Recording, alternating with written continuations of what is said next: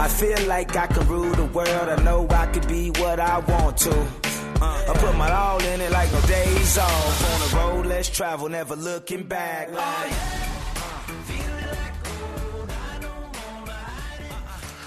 Okay, sweet. What's up, everybody? We're here with special guest Nick Huber. You are known as Sweaty Startup on Twitter. It is. I appreciate you guys' work. Thanks for having me. Why is that your Twitter handle?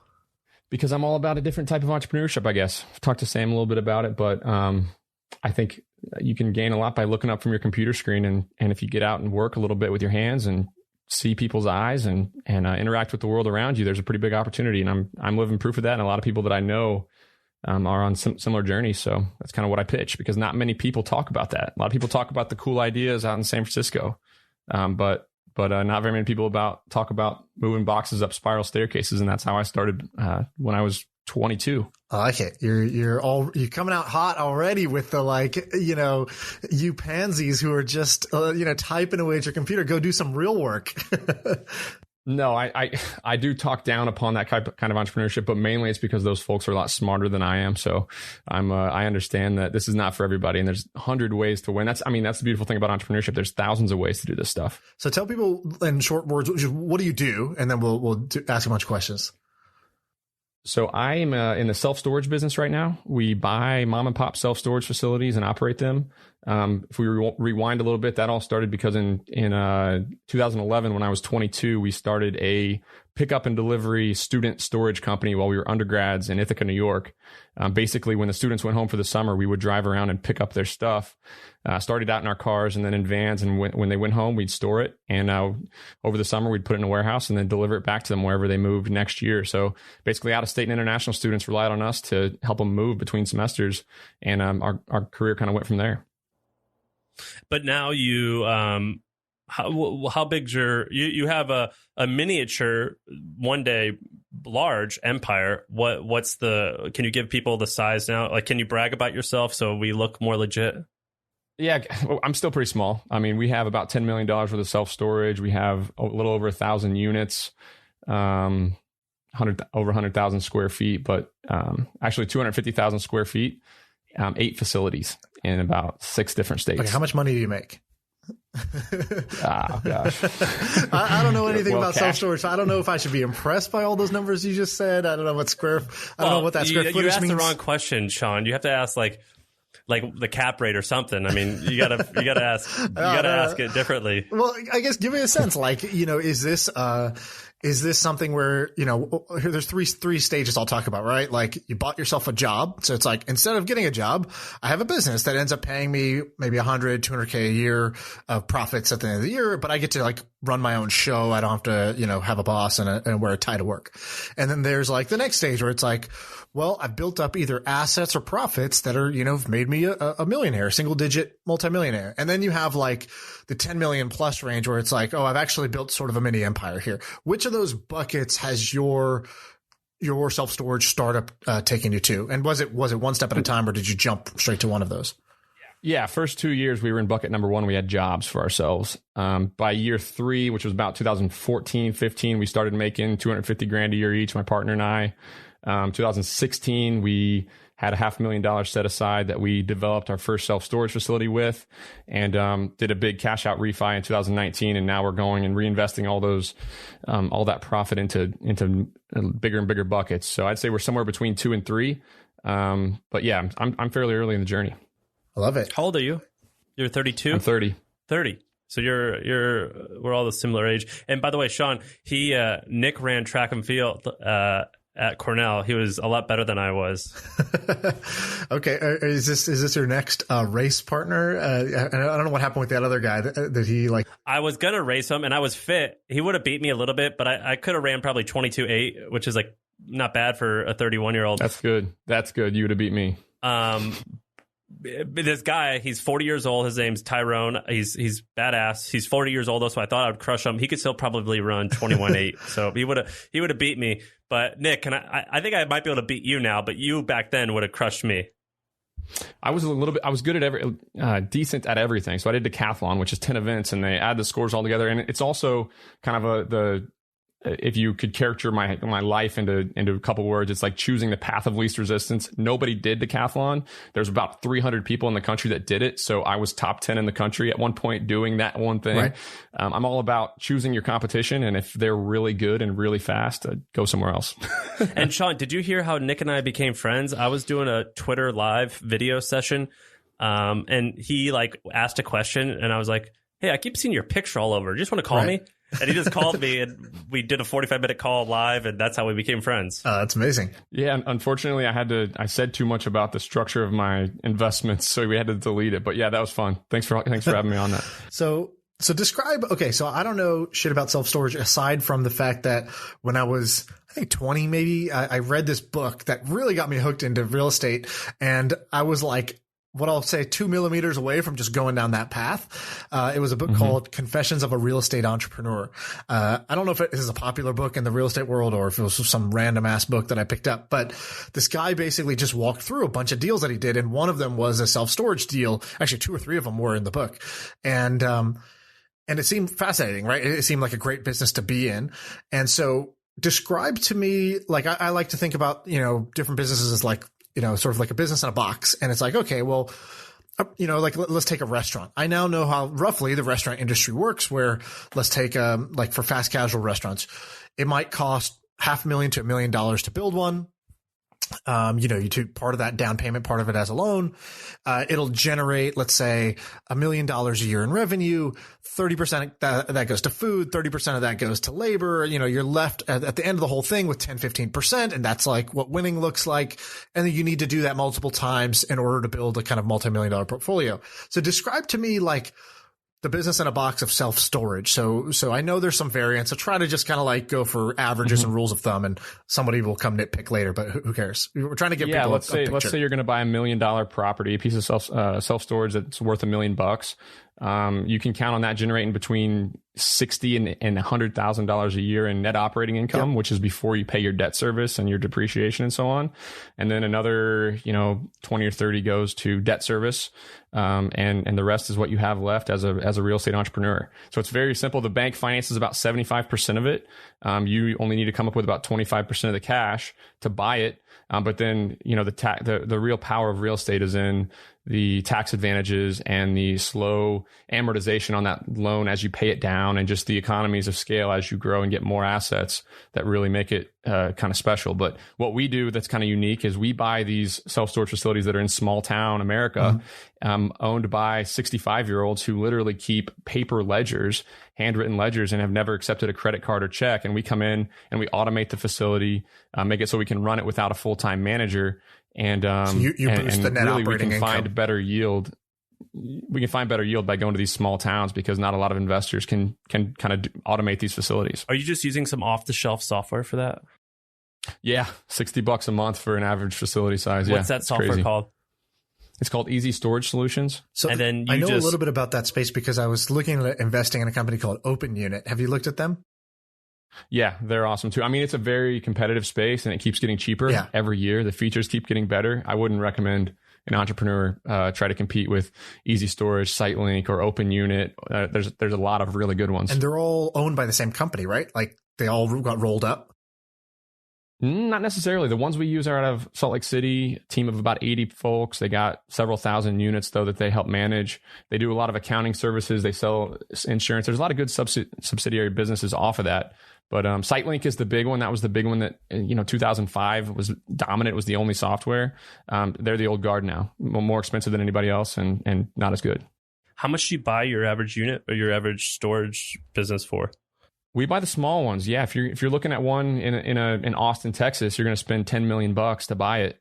We buy these little 30,000 square foot properties in Shippenville, Pennsylvania, or Newfield, New York, and we'll pay between our average deal is about $2 million, 1.5 and $2 million to buy a storage facility. And what type of multiple is that? Well, it's generating an 8 cap usually is what we're buying them on. So 8 to 8.5% yield on that overall cost. So if we're spending $1 million, that's $85,000 a year net operating income. So $2 million is $170,000 a year. But then what's your cash on cash return though? Because the cap rate is that misleading to go just by the cap rate when you have debt? Yeah, it is. After you pay your debt service, you got to, the cash in the bank is what really matters. We target 15 to 20% cash on cash yield on the money that we deploy, which is phenomenal. Yeah, it's good, especially considering that a lot of real estate entrepreneurs pay absolutely no tax and the money keeps piling up in the checking account. It's wild because bonus depreciation, we can count 30% of our purchase price against our profit year one as a tax write-off. And it's pretty spectacular what that can do for you when you wake up at the end of a year and you got $500,000 in your checking account, but you technically lost $200,000 that year. But do you have any employees on site? Not on site. No, we have some stay-at-home employees, a couple actually that I've never met, that two of them live outside of Chicago that were friends with my business partner growing up. They stay at home and hang out with their kids and answer phones and, let people in their units. A customer pulls up to one of our units. There's a number to call.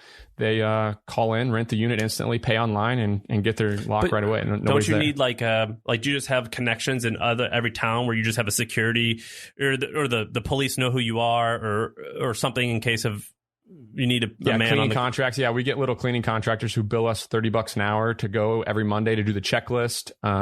We do have the police, to call if somebody breaks in, but that's pretty rare, honestly. If the cleaning service sees anything, they're like, "Hey, Nick, looks like there's a homeless guy sleeping here, just so you know."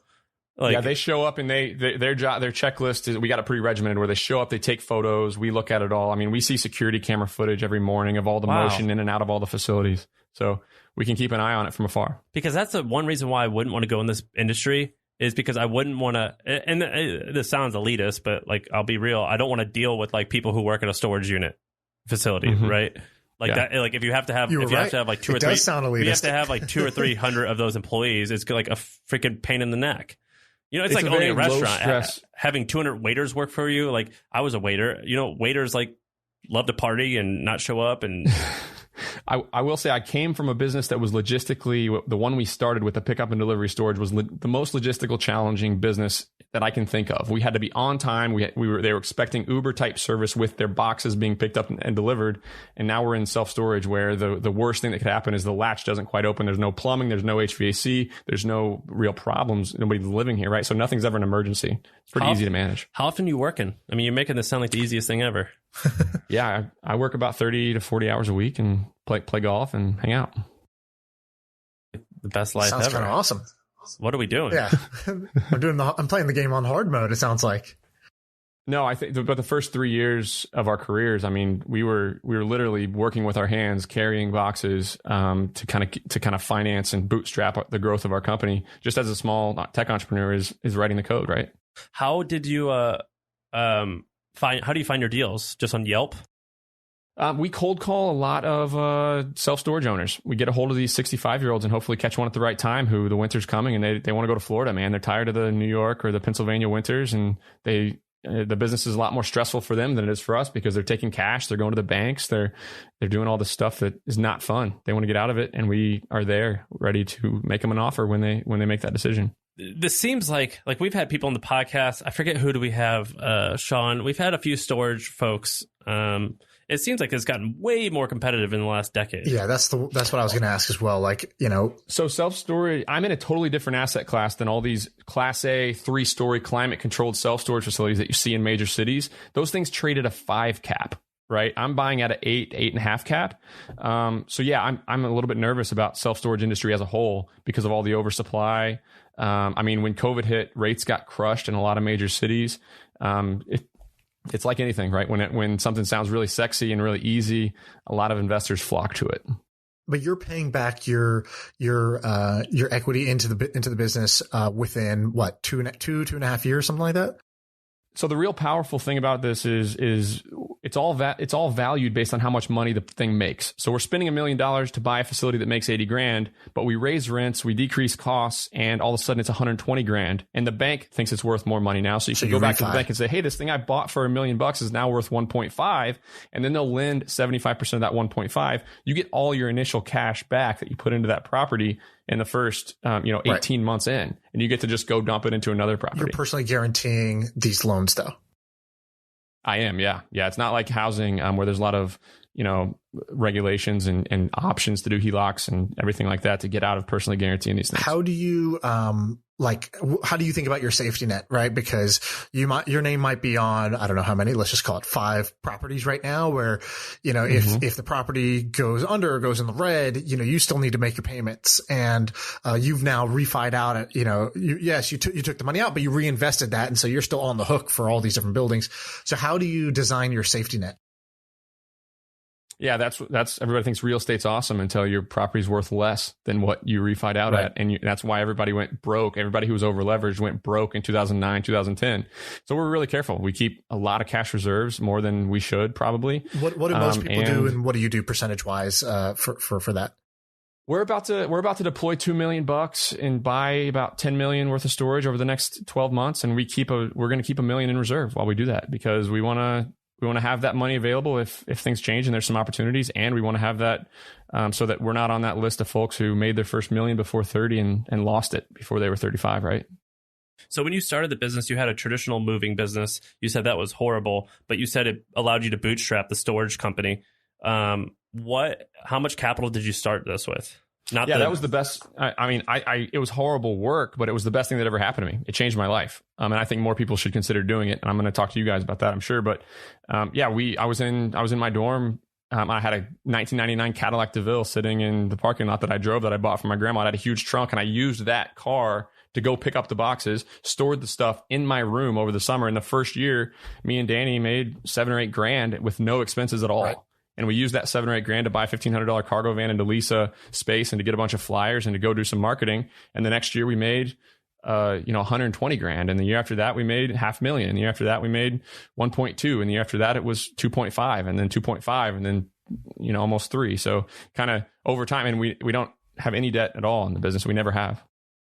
And you've never taken any investment from an external investor yet? No, we own 50-50, and the thing spits off $500,000 a year for us, and we don't do a whole lot. We automated it. So that's what's allowed us to kind of build that real estate portfolio now. I love it. So then you started with $500,000 to build the real estate portfolio. That we put in $500,000, we had a little bit extra, right? We had 250 grand extra as a safety net. But yeah, that's the thing about real estate. Everybody wants to get into real estate, but the cold hard truth about real estate is you better have some money to get into real estate. Like you can't just go do it. You got to be able to personally guarantee the loans. You got to have some assets as collateral, and you got to have some cash. We have a lot of internet folks listening. I mean, like me and Sean maybe more than me, but still me are like the stereotyped as Silicon Valley internet folks, and which I embrace because it's true. Mm-hmm. And we have a lot of those listeners, though we do like champion like small businesses, and we do champion not sexy stuff. What opportunities are you seeing pop up in the space that you think that some of the listeners and some of the internet-based, software-based folks should exploit? Yeah, I mean, the way that I feel about business is that 6 months after you start a business, you're not going to be doing said thing anyway. So it doesn't matter if you hate scrubbing toilets or painting walls or doing any of this stuff. You're going to be hiring, managing, firing, training, delegating, and doing it all, everything that, takes to run a business. And I'm all about picking your competition. Who would you rather compete against? A bunch of brilliant Stanford grads, or the guy here in Athens, Georgia on the corner who makes $300,000 a year and hasn't, uses a fax machine and, writes checks and doesn't answer the phone and runs his business basically like it's 1985.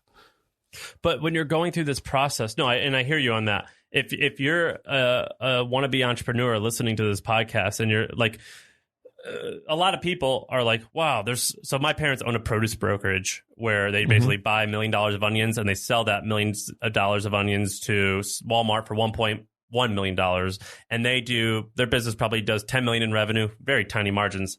But all done through fax machines and checks and no cell phones, no computers, things like that. And so those are the businesses to target. That's a beautiful opportunity, in my opinion. Yeah. And so, but still, even I grew up around that. I'm like, everyone's using technology, when that's definitely not the case. So are there any examples of processes in your business that need to be automated that aren't, or need to be more efficient that aren't, that I wouldn't know about? Yeah, so I'll give you, like, I bought a house. Did you buy your house? Do you guys own your homes? Did you have to get your vendors and things like your Sean lawn did. care? You had to take care of all those. How was it dealing with those people, right? Half of them didn't answer the phones. You make 10 calls for lawn care companies and you can get maybe 1 or 2 to show up. Their lead time is 3 weeks. I was trying to build a fence out back and it took me like 10 hours of work just to get a contractor to come out and bid my fence in my backyard to build it. They're all undercharging. They're not raising their prices enough. And they're all so busy. They're running around like chickens with their heads cut off instead of kind of putting systems in place and raising their prices and scaling businesses. They're not business people. They're not entrepreneurs. They're not people who study business. They are just people who built themselves a job. So which opportunities are you referring to specifically?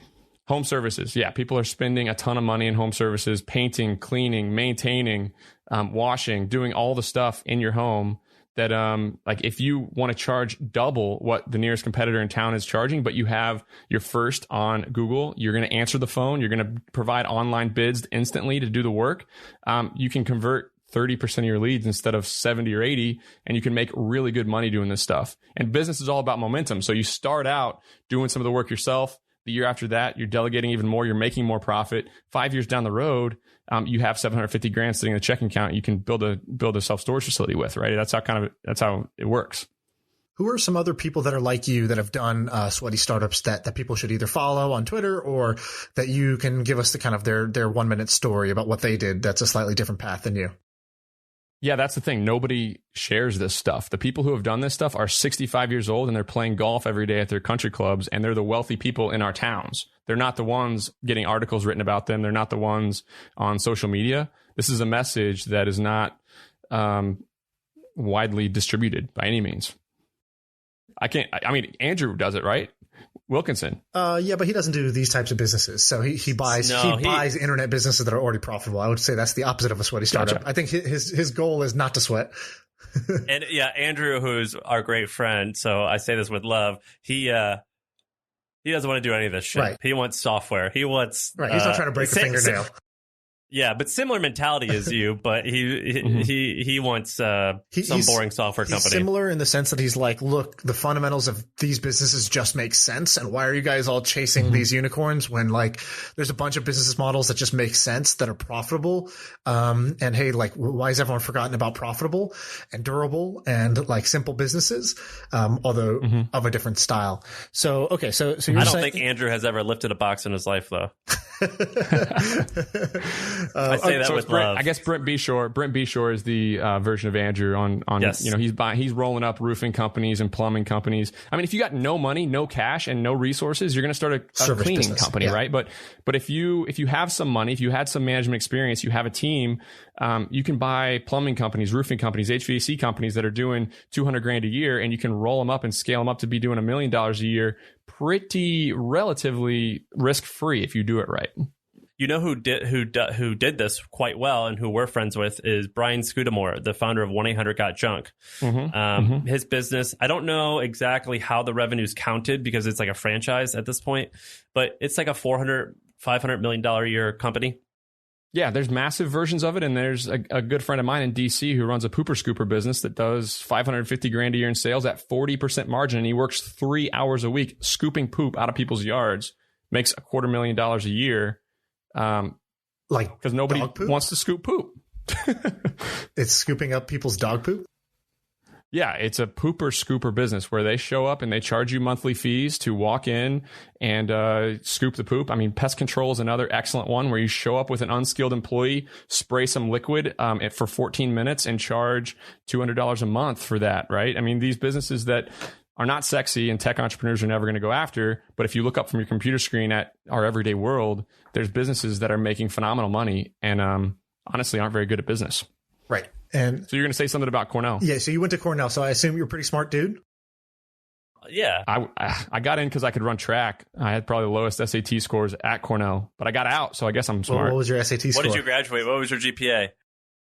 My GPA was like 3.2. I took a joke major, though. I mean, the engineering and sciences are on a whole nother level, but I think my SAT score was 1110 or something like that. This is on the 1600 scale. ACT was 2300. Okay. All right. No, wait. ACT was 23? Sorry, 23. Yeah, 23 oh, on man, ACT. That's super low. I did better than you. Yeah, my high school's ranked. I think it's in only the 5th percentile in the United States. I went to a high school with 83 people, and in Spanish class and English class, we played poker instead of studies. Never took a book So home. you went to Cornell, where you're going to be surrounded by a bunch of people who got 1,500 on their SATs and take this shit super seriously, and we're like trying to fast track to banking, consulting, that sort of thing. And so. What was that like when you were there at that time? Did you realize I'm not like these people, I'm going to do something different? Or were you also trying to play that game at that time? That's a tough question. I mean, we knew we had a ton of opportunity costs leaving Cornell. I mean, when I told my dad I was going to be starting a moving company, he goes, "Are you kidding me? You just told me your buddy is going to get paid $120,000 a year to go work in Manhattan, and you're going to buy a $1,500 cargo van and move boxes around." He's like, "What the hell did I send you to the Ivy League for?" But I don't know. We just got excited about it. We saw that cash on our bed after we ran around and worked our butt off for a week and a half. And then we said, all right, what do we have to do to make this worth it? So instead of just keeping it really small and starting just doing the next year at Cornell only, we said, all right, we need to take some risk here and get after this. So we convinced a friend at IU to open a branch there. We convinced a friend at Illinois, and we said, if we don't get 300 customers and do over 100,000 in revenue, we're wrapping this thing up and we're going to go get jobs. And we just got after it, and we had a blowout year and then another blowout year. And our friends made fun of us early on that we were moving, they made fun of our van because it was a 1998 windowless van that we were driving around college campus. But then, 5 years later, we're out earning, all of our friends. So and we did it virtually risk free. No decision did we look at and say, if this decision goes wrong, we're going to be broke, or we're going to waste 3 years, or, we're not going to get funded, or we're not going to have an exit. And, most people I know who go into real estate have a similar path where they start with a kind of operating business that's giving them cash flow. And then eventually they buy the land, or they buy the building, and then they operate inside of it. Now they're getting the sort of double dip where they own the real estate and they own the business inside the real estate. And, what I've seen is that a lot of them just say fuck this whole operational thing. I'm just going to own the real estate. I'll just be a developer, and I'll lease it to the next kid who wants to run self-storage and manage customers and do all this. Is that the path you're going down? Yeah, definitely. I mean, we self-manage just because we're good at it, and it's low stress, and we can wrap it in technology. And with 3 employees, we can manage $10 million worth of self-storage. But our goal is to own the real estate, and let the real estate work for us. Right. And over the next 20 years, just grow that portfolio so that, we're making a couple $1 million a year by not doing a whole lot. That's the goal. And so you said you have 3 employees managing how many facilities is that? They work at our other company too. So I guess if you would say self-storage portfolio only, it's about 2 full-time employees worth all year. But they manage about 100. They manage how many facilities? 8 facilities worth about $10 million. Wow. So each person can manage about 4 facilities. So an individual employee can manage 4 facilities, and the rest you're doing as contractors to come clean and do any of that stuff. Those are not people on your payroll that you have to manage. And that's only $300 a month on average per facility to do the on-site stuff. We're buying these buildings from people. Sometimes they have an office with a full-time person in that building. Right. And we are replacing, we have a facility in Ithaca, New York. It's 51,000 square feet.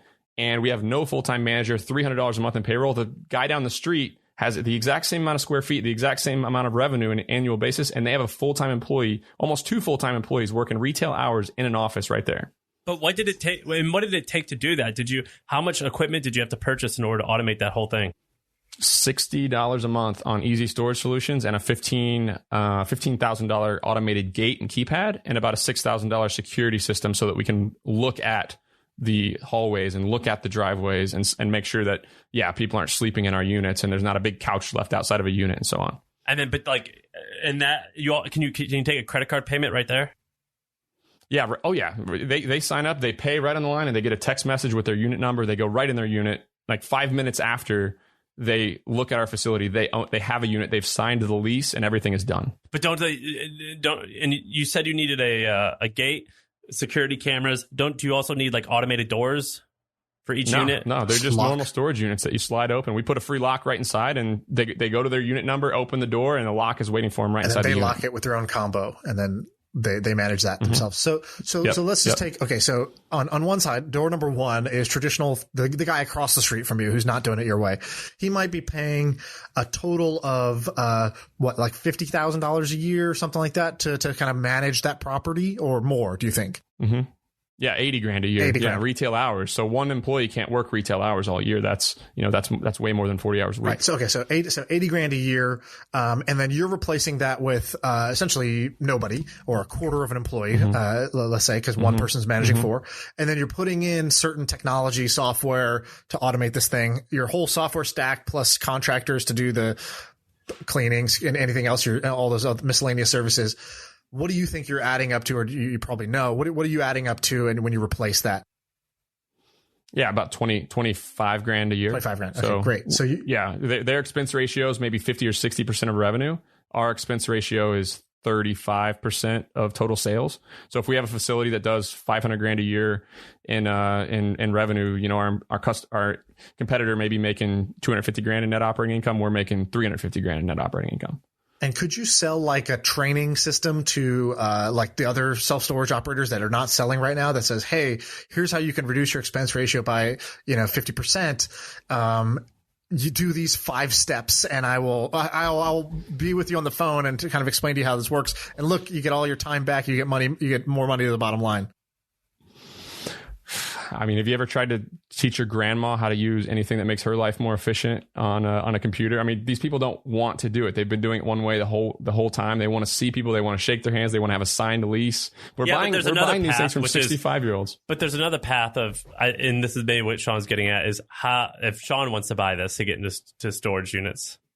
No, that's not where I'm getting at. I'm just thinking like, there's only going to be so many that you're going to be able to buy or want to buy when you'll be limited by cash and how much the sellers want to sell. Mm-hmm. And so, but it sounds like your secret sauce is, there's just a normal blocking and tackling of doing a real estate business that you're doing well, right? Like getting money, getting financing, building up credit, watching your books and doing your taxes smartly. And then there's this other side, which is you're actually able to operate each facility at cheaper, which means that you're buying it when it's valued at 100 grand of profit. But for you, within a year, there's going to be at 180 if I just do my normal playbook. Right. And so I was just wondering, these things are worth more to us than they are to anybody else when we buy them. Exactly. You're right. So that's the secret of real estate is when you get more value out of the thing than the next buyer, then you're always going to be able to bid in a sort of smart way. And so, yeah, real estate is ripe for disruption. I mean, you guys wouldn't believe the amount of money that's made by people who do not wrap their businesses in technology. Like the tech mindset allowed us to, we have a competitive advantage. We're going to scale it up and we're going to do really well for ourselves. There's hundreds of other real estate asset classes. I mean, why do we still have to check into a hotel by talking to somebody there when I can go to an Airbnb 5 years ago and instantly check myself in and go right to my bed? I hate that. I think 5 years from now, 10 years from now, somebody's going to make a ton of money by totally automating hotels. Why the heck do you need that check-in process when we have the technology to do all of it on our phones? Let's go down this path. Keep riffing on that. What else have you noticed? Sean and I don't know anything about this.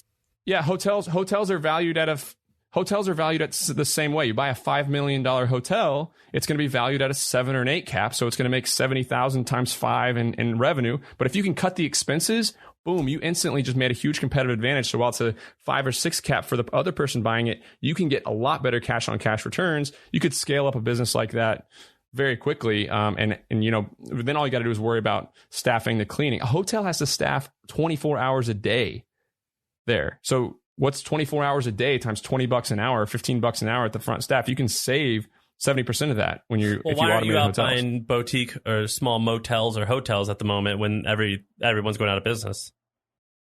Somebody's going to make a lot of money doing that.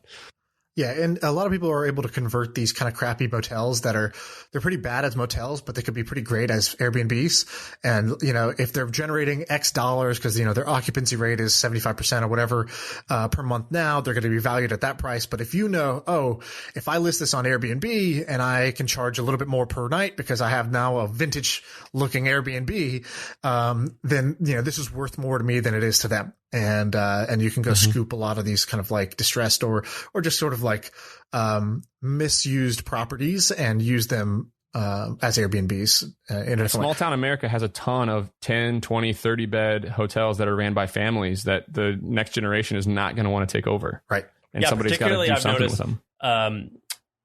particularly Indian families, Sean, are like crushing the motel industry in Middle America. I think they own like 70% or something like that of motels. Is it? Mm-hmm. I don't know too much about Indian culture, but what's the Patels? Yeah, well, it's just like one of the like 5. It's like Smith, right? It's like one of the 5 common last names of Indian people.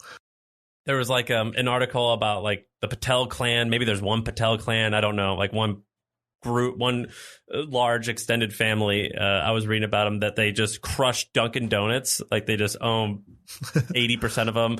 And then they also own most of the motels, right? Like a large percentage of the motels. And the problem is that the children were like, I don't want to do this. You know, you sent me to Stanford. Like, you know, it's like the same. It's like the whole immigrant cycle of like, you know, you come here poor, hardworking, and driven, and then your kids get soft because you sent them to Stanford because you succeeded so well. So it's like an interesting problem or an interesting opportunity. I think I agree with you, Nick. Yeah, the immigrants, I think they have an advantage because they can say, hey, come over to the United States. We'll get you the green card to work here if you run this pizza restaurant or this Chinese restaurant. But we're going to own 50%. Like you're just going to do a lot of the work and own a small amount of it, kind of like a mini franchise system where they bring in family members to help grow an empire over time. Here, Abreu, you want to read? What's this say, Abreu? You just shared us a link. I'm not sure if this is the guy you're talking about, but it is. Akshay Patel. Yeah. It kind of goes over his story of like coming to the United States at 1985, like $20 in his pocket, and then building up like a little empire around hotels. Yeah, it's motels and Dunkin' Donuts. So one of the things that happened was, so Patel is not actually one family. It's just, again, it's like the last name Smith, but it is like a race of people that are all like from a certain part of India. And what ends up happening is that they're financing these for each other. So they found a model that works. They tell the other people like, hey, this motel thing works. And then they basically became a community bank for each other, was what I understand, where they provided financing. And I think Jewish people do this really well too, where Jewish people do a great job of funding other Jewish entrepreneurs and business owners. And so the whole sort of, the whole society or the whole race will do better over time, and because they have this great culture of paying it forward. Have you ever heard of this, Nick and Sean? I used to have this good buddy. I dated this girl in Nashville. It was my girlfriend in Nashville at the time. She had a good friend, and she worked for him, and he ran a locksmith business in Nashville, and he was from Israel.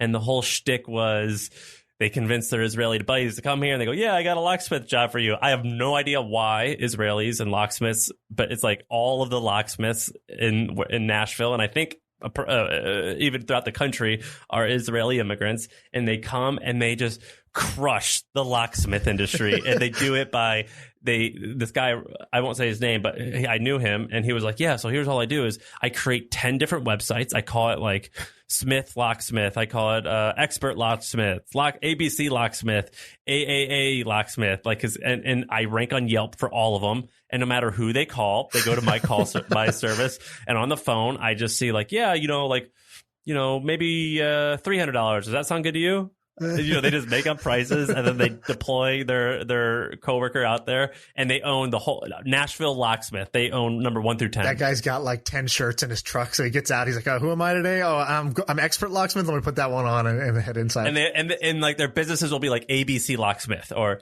A+ Locksmith, because they always wanted to alphabetical rank. Yeah. I got a funny story like that too. When we were in the early days of starting our student storage business, we weren't sure if it was going to work. So we were putting a lot of other irons in the fire, and Bloomington, Indiana has always been a town I wanted to move or live in because it's awesome. I put up a little the lawn squad. So my business was called Storage Squad. I put up the lawn squad in Bloomington, Indiana, a little Google My Business location and a website. And I didn't really do much with it for about 3 years. And then my brother got into IU, went to IU, and I'm like, hey, Andrew, I've been getting a lot of calls for lawn care in Indiana. Do you want to start answering them and go make some money? And you fast forward 3 years, and now he's a full-time landscaping business in Bloomington, Indiana. He works 30 hours a week for 27 weeks a year, clears about $100,000, and then plays golf and fishes all winter long, and living the dream.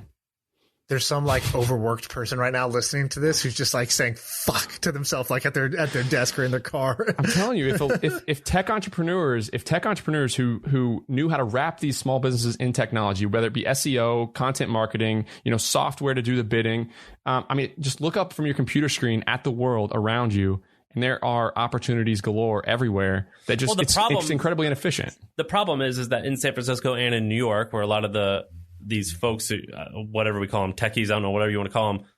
There aren't local service. You don't need local service. You don't need a lawn care. You don't need and people don't. Everyone rents. Like you don't. That is not Postmates. That is not true at all. That is not true at all. There are tons of people who keep the city clean, maintained. Sure, but I'm saying that a renter. I haven't had a lawn in 10 years. Like what I'm saying is like you have. In these cities that you're referring to, most of these people, they don't know this is actually a major opportunity because they're like, they forget how most of America has a lawn. They forget that most people own a home, or that you need plumbing help every once in a while. You know, that's what I'm saying. They forget that the plumber walking into the law offices on the 54th floor in New York City are making more money than the lawyers while they're there. That's the pull quote for the episode. My father-in-law owns a moving business. And it's very, very, very successful. They've got a house. My father-in-law, they got a house in the Hamptons. They got a house here and they got a house here. They crushed it. Immigrants knocked it out the park. And all they do is commercial moving and high school dropout type of situation. And so, no, I feel you. And I think if you guys looked under the hood, at how these businesses actually did business, how they build, how they communicated amongst their teams, how they communicated with customers, your head would explode when you see how much money they make at the end of the year with those methods. I mean, that's what we did when we launched our student storage business. There were 20 other companies doing exactly what we were doing. And part of me and Danny were like, hey, are we going to try this? And he goes, well, let's look at all the other competitors and see what we think they're doing. We kind of counted their customers, asked a ton of questions about how they did business.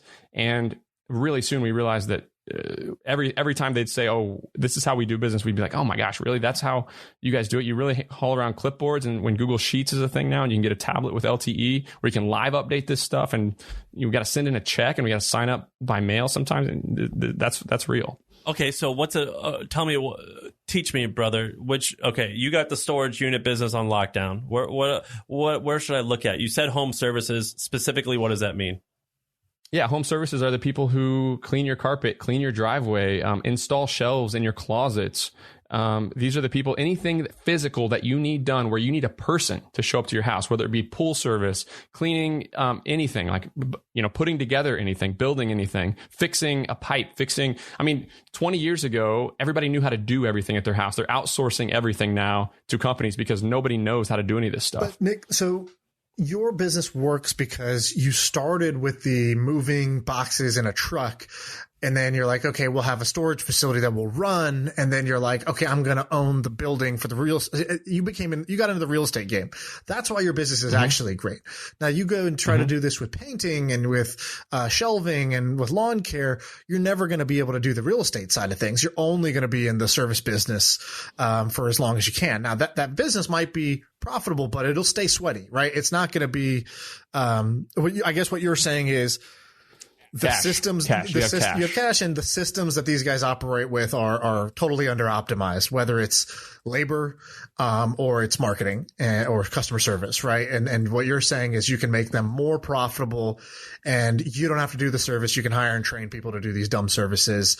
They're not that hard to learn. You can, the pest control guy can learn this in a month, how to do this and serve a certain area, but they'll never get the real estate side, which I think is a pretty big difference between your success and what somebody going into these spaces might achieve. Business is all about momentum, though, right? I mean, I think about the wealthiest people that I know. They all started really small. They all started really low risk. I mean, you guys know a different subset of the population. You know people who went big and hit it big and won. I know people who started selling T-shirts out of the back of his truck, and he got an artist to draw caricatures on those T-shirts. And then he made a deal with the NBA that when Michael Jordan and Larry Bird won the NBA title, they got to put those shirts on of his. And then he sold that business to Hanes for $3 or $4 million. Started buying Planet Fitnesses with his $3 or $4 million. And then when Planet Fitness went public, he was worth $150 million. Business is all about momentum, right? Who is this what you're person? Doing when you're 21, 22, 25 is not going to be the same thing that you're doing 10, 20 years from now. Who's that person? Oh, I can't say his name, I don't think, but you can look it up if you search there's enough clues in there. Those caricatures. Yeah. You know what I'm talking about? Those shirts with all those sticks, where Larry Bird had a huge nose. Yeah, exactly. Yeah. I think you're right that business is about momentum, but business is also about leverage. I think really ultimately it's about leverage, and you're trying to get enough momentum so that you're leveraging the different things that can be leveraged, right? Like in Silicon Valley, people leverage code, right? It's like, oh, you have to, every day you have to go, trim someone's lawn. I wrote this program once that like fixes this bug on their computer, and now I sleep and people just keep using that product and it just works for me. It's my server does the work. I don't even need a human, right? So that's the leverage that they get. Or Sam, right? Sam does media. It's like I write one email one day and I can have 1 million people read it. I don't have to go print and deliver newspapers. So he's got, media plus software as his leverage. Capital is leverage. And so there's all these, I think really what business is all about, if you really want to make money, is figuring out a point of leverage that makes sense. Now, it's true that when you're operating, momentum is what feeds you, right? And as your momentum dies, your business basically dies. And so I think there's some blend of the two where you'd have to find a point of leverage if you're going to go into these kind of sweaty startup spaces and figure out, okay, how am I going to use either software, capital, media, or, how am I going to use one of these levers to make this business worth a lot more with less work, or reach more people with the same amount of money or the same amount of employees. I think that's what you've done well, is you found leverage where you're using technology so that one person can operate 4 self-storage facilities. Yeah. And then that lets you double the NOI, which lets you buy things and make profits and lets you refi them out quickly because you're able to like increase the value so quickly. That's the real secret to your model. Yeah, I just think it's a little bit about risk too. Like if your goal and what you want in life, if you want to make it big, if you want to be, to continue to do bigger and better and scalable things and become a 10, 20, 30 millionaire, obviously a lawn care company is not the place to start. But if your goal is to make $250,000 a year and work 20 hours a week and that can make you happy, then I think the lowest risk way to get there is to compete with the folks who are making that kind of money and don't know what the hell they're doing. Yeah, let me wrap up by asking you a question, which this question is going to sound disrespectful but I don't necessarily believe it, but I want to get at it and hear what you think.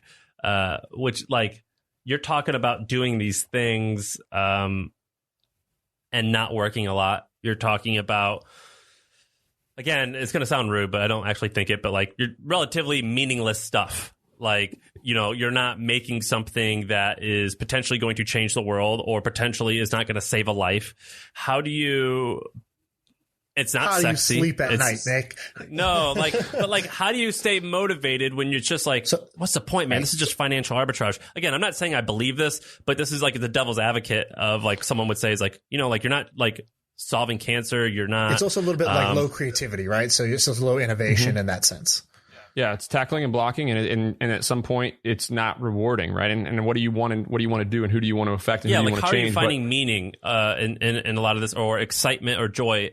I mean, like getting rich and providing for your family is a good answer, but is there more? Well, I think unfortunately, money is power. Unfortunately, money is power, and wealth is, that's when you can start doing things that are fun. Like that's when I can start the Sweaty Startup podcast, and all of a sudden I have 500,000 people that have heard this message about changing their life for the better, because I see too many people working 100-hour weeks, driving an hour each way into town to work for corporate America that have already been through a divorce and are not, that's what the majority of my buddies that I care so much about are spending their time doing. They can't get together for bachelor parties. They can't get together for golf trips. They can't see their kids. They can't see their wives. So then this whole journey for you is definitely not that you give a shit about storage business. I don't give a crap about lawns or painting or cleaning. I give a crap about living the life that I want to live with the people who matter to me and making memories with those people. And if you ask me the quickest and easiest way to make that happen, and everybody wants to do what they want to do. They want to work on what they're passionate about. They're mixing what they love to do and how to provide.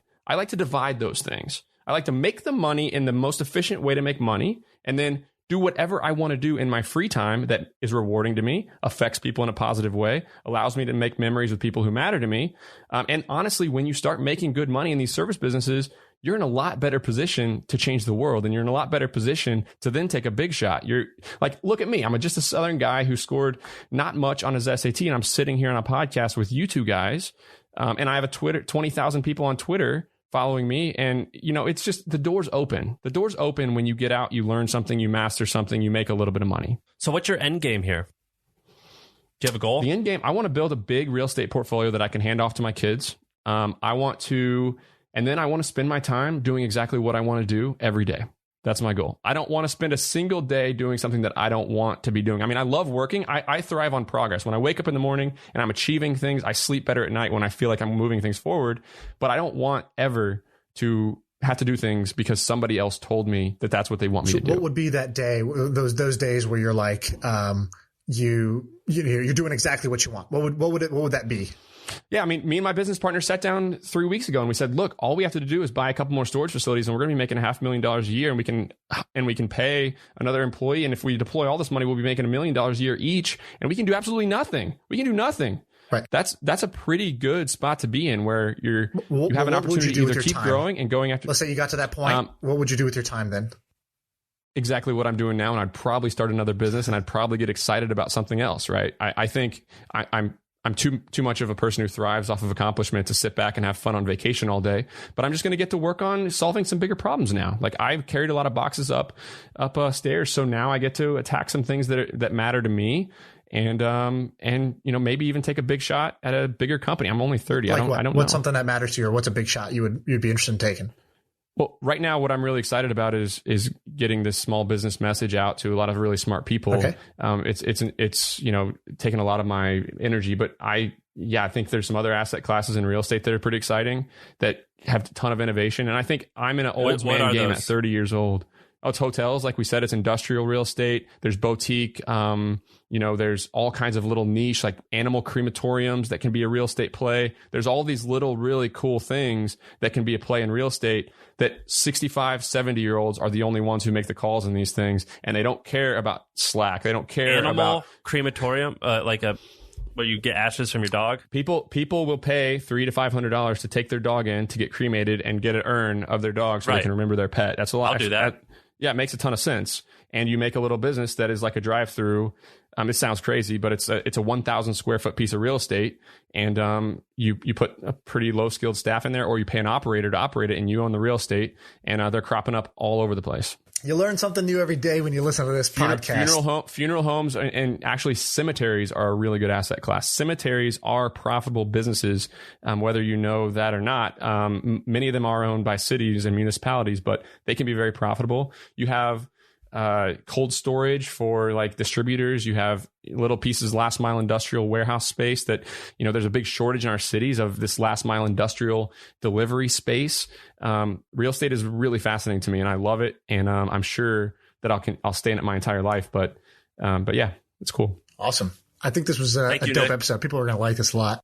You want to let him plug himself here? Where should people find more about what you're talking about? Yeah, they can email me, nick@sweatystartup.com. They can follow me on Twitter @sweatystartup. They can listen to the Sweaty Startup podcast. I interact, a pretty small community. This is not sexy stuff that excites a lot of people. So I have 2,000 or 3,000 people that listen to each of my podcast episodes. And I'm very active on Twitter @sweatystartup. Awesome. Thanks, Nick. Yeah, thank you. I appreciate everything you guys do. Cool. See you, man.